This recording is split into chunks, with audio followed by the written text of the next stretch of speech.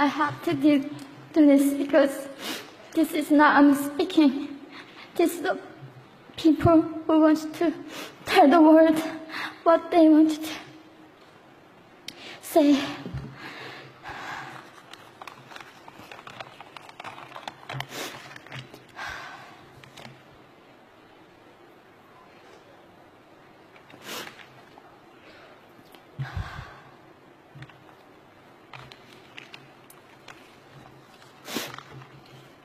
North Korea is an unimaginable country.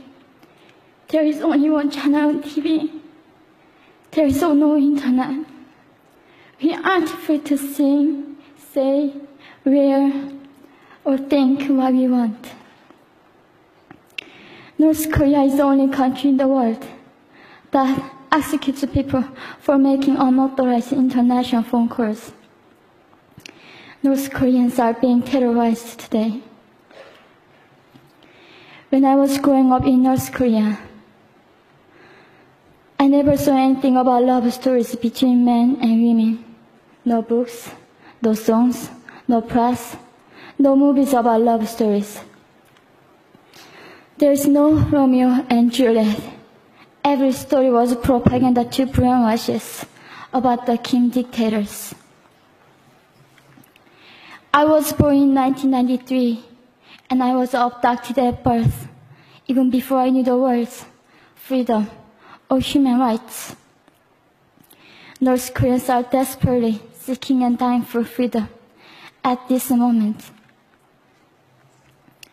When I was 9 years old, I saw my friend's mother publicly executed. Her crime? Watching a Hollywood movie. Expressing doubt about the greatness of the regime can get 3 generations of a family imprisoned or executed.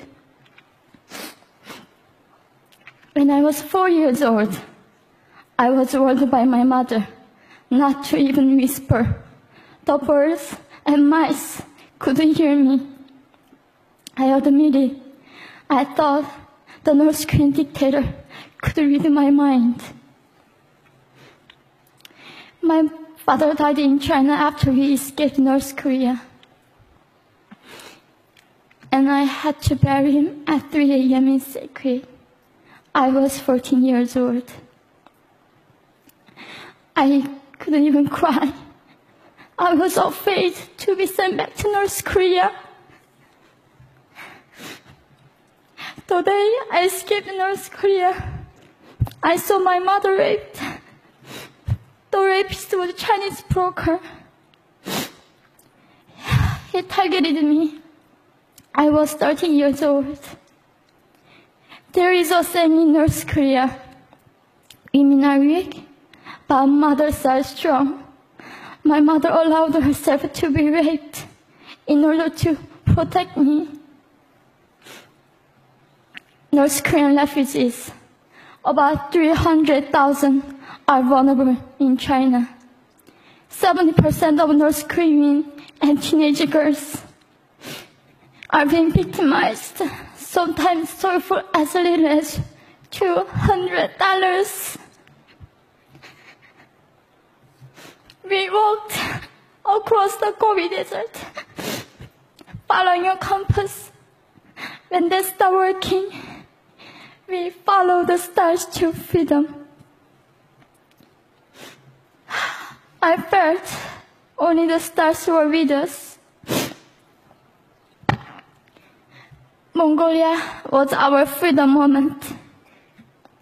Death or dignity. Under the knives, we were prepared to kill ourselves if we were going to be sent back to North Korea. We wanted to live as humans.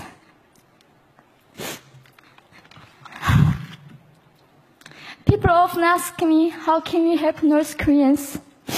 There are many ways, but I would like to mention 3 for now.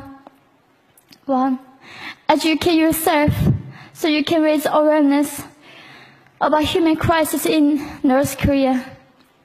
2, help and support North Korean refugees who are trying to escape to freedom. 3. Petition China stop repatriation. We have to shed light on the darkest place in the world. It isn't just North Korean human rights.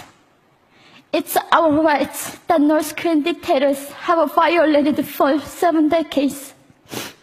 We need governments all around the world to put more pressure on China to stop repatriation. In particular, Chinese delegates of One Young World can play a part by speaking up.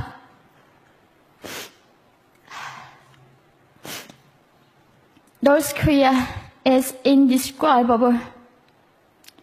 No humans deserve to be oppressed just because of their birthplace.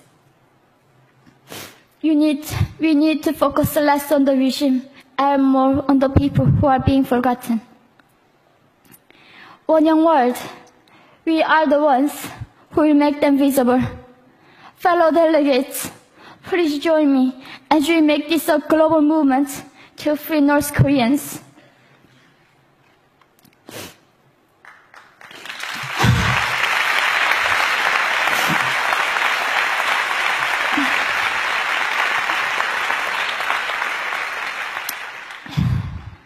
When I was crossing the Gobi Desert, scared of dying, I thought nobody in this world cared. It seemed that only the stars were with me. But you have listened to my story. You have cared. Thank you very much.